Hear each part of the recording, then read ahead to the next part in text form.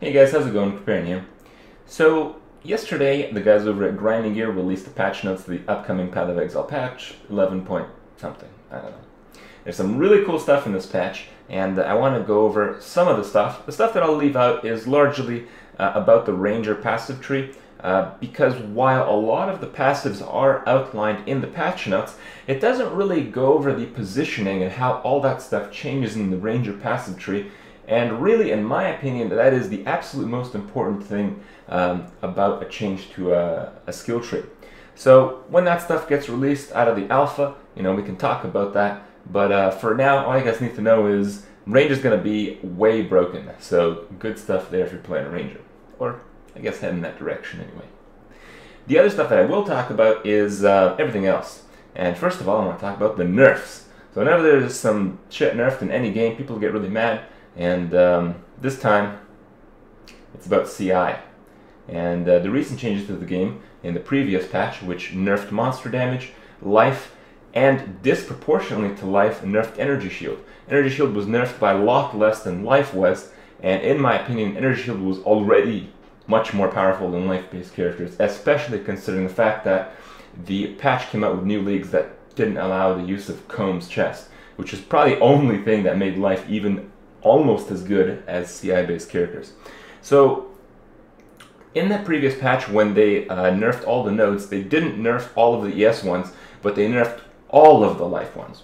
So what didn't they nerf? When it comes to the nodes after the CI, there was like a 3 and then a big one, and the 3 were 8% ES per node. Those got reduced back to 6, which seems very appropriate. And the big node was reduced from 20% to 12.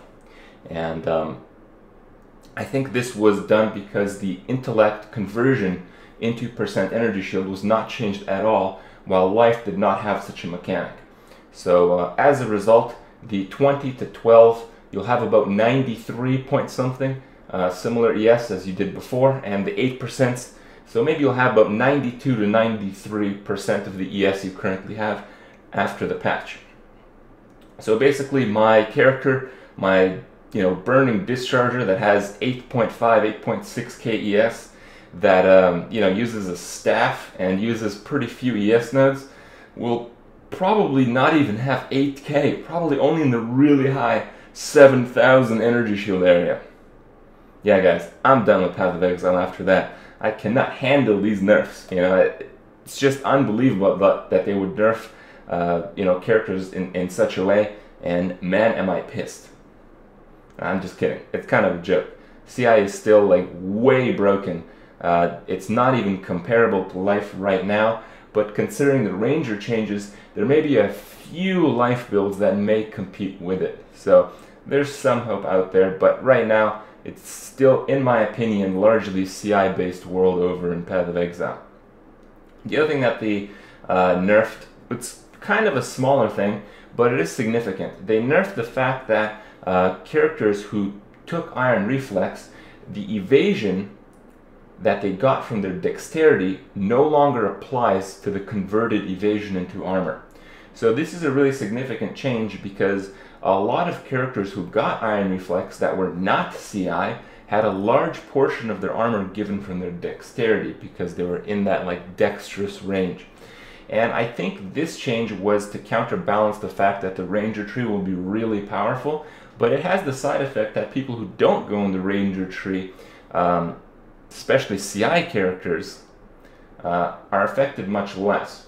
So if you're a CI character, you're probably getting the nullification nodes, you're probably getting the body and soul nodes, and you probably don't have that much dex. I mean, you might have about 150, maybe 180, mostly the coverage is gems. The bulk of your armor modifier is coming from your passive tree. You can have as much as 200–300%. But the character, the kind of build that doesn't go CI, that relies largely on their dexterity for the armor boost, getting Iron Reflex is no longer that obvious of a choice. And it really sucks that they nerfed Iron Reflex for the characters that needed it the most. So hopefully that gets changed in the future, because I feel it's another thing that heads characters to spec into CI. The other thing is that the characters that are least affected by all of this are probably the most overpowered ones. People who go low life with Chevrons, they didn't even get nerfed by the CI changes, and they didn't really even get nerfed by the Iron Reflex changes, while everyone else using like systems within the game got, in some cases a little nerfed, in other cases a lot nerfed. So that kind of sucks. I don't think that's fair, but maybe there are other plans in the future to counterbalance these changes as well.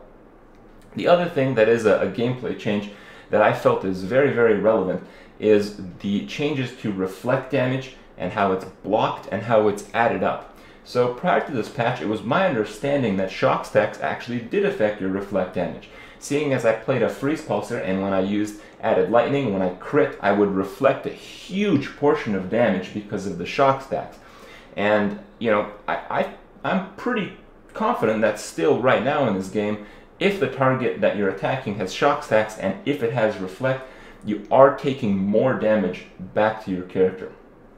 But the change that's specifically made in the notes is that characters who are shock stacked themselves will also receive higher damage with reflect. And there's a few reflect damage calculation changes involved in this process as well, so we'll have to see how it's going to play out. They said that they reduced the reflect damage, I think, from 18 to 17 or something like that. That's really not that big of a deal. But if the shock stacks didn't really apply before and they apply now, that's going to get a lot of characters killed who are not aware of their shock stacks.